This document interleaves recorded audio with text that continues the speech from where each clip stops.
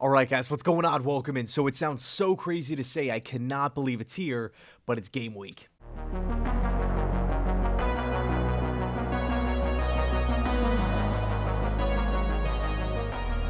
So before we jump into the preview here, I do want to give a quick shout out, a quick thank you to every single person that hung with the channel throughout the course of the offseason.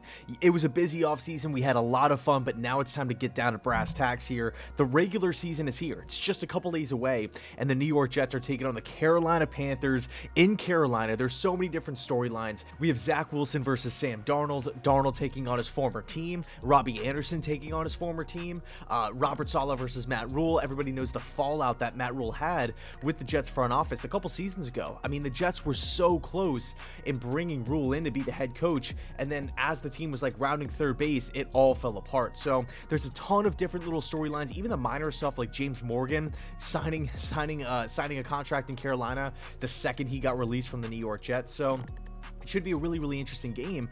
But here's the deal, man. Carolina, yeah, 5-11. I know everybody points at Carolina. Oh, they were picking top 10, third in the NFC South. But I'm going to say this. I feel like the Carolina Panthers are one of, if not the most overlooked teams in the past year. Yeah, they were 5-11. But 8 out of those 11 losses came by 1 score or less. They pushed teams like the New Orleans Saints, the Green Bay Packers, the Kansas City Chiefs to the absolute brink. Think about that for a second. This was a young football team. This was a team that had a brand new head coach, a brand new offensive coordinator, a brand new quarterback in Teddy Bridgewater, and they were able to hang in there and compete with some of the big dogs of the NFL without their best player, Christian McCaffrey, who only played in 3 games. Are you kidding me?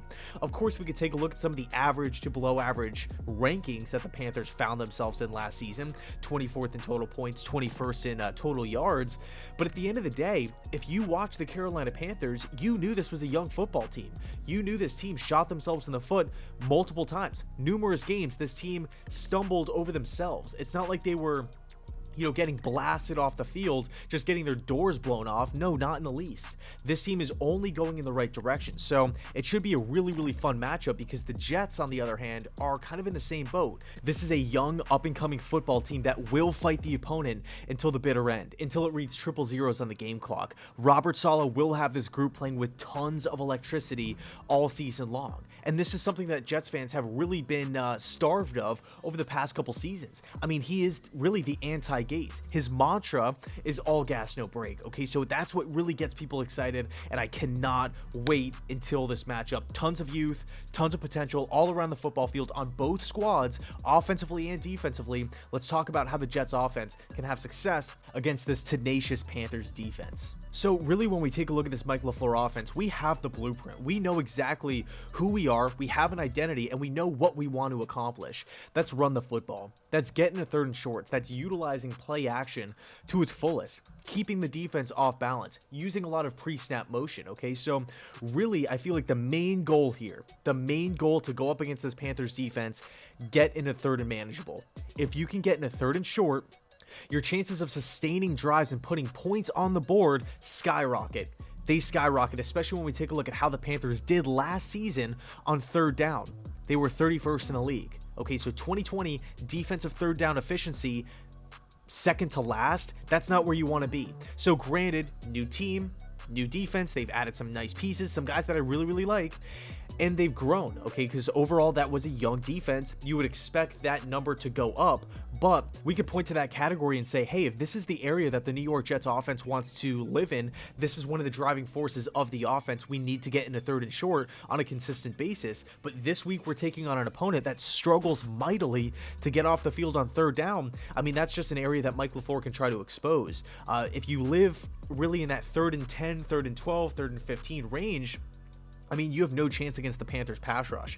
Brian Burns, one of the better pass rushers in the league, one of my favorite all-time college players with the Seminoles. The guy is electric. He is great. They also added Hassan Reddick, another guy to watch out for. Another area that I feel like needs to be locked down offensively is timing in the pass game. Okay, we take a look across the line of scrimmage at those Carolina Panthers DBs. I'm surprised nobody talks about this outside of the Panthers fans out there. This room could be one of the best rooms in the National Football League within 2 years. I mean, every single one of these guys are long, lanky, athletic, extremely explosive. Dante Jackson's one of my favorite players in the National Football League, former LSU Tiger. The guy's a monster, still hasn't reached his full potential. They brought in AJ Boye. I mean, yeah, he's up there in age, but he could still play at a productive level.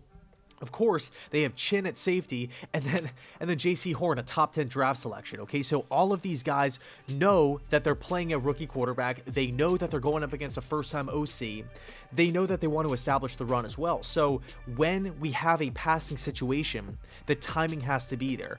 I mean, in the West Coast system, as it is, timing has to be there, but especially when we're going up against these really, really athletic corners and safeties for that matter, it has to be there. These guys are going to be they're out for blood. Okay, they want to pick off the ball. They want to give their offense more opportunities. Okay, so really hone in on those two areas: third and short and timing in the pass game. Let's talk about the defense. Now, the Jets defense is going up against an old friend or a new foe in Sam Darnold here, and the one thing that always just drove Jets fans nuts about Darnold was the fact that he was so turnover prone over the course of his career. It just seemed like that was an area that just continued to either stay the same or get worse, not get better over time. And granted, he did not have the best offensive line situation. He was working with Adam Gase for 2 of those 3 years, and wide receiver depth wasn't really there as well. Never really had that consistent running game either. So we take a look at Sam Darnold in Carolina. Although he has a fantastic supporting cast, Robbie Anderson, DJ Moore, Christian McCaffrey, Terrace Marshall out of LSU, the list goes on and on. I still feel like that gene, that turnover gene with Sam Darnold is still there.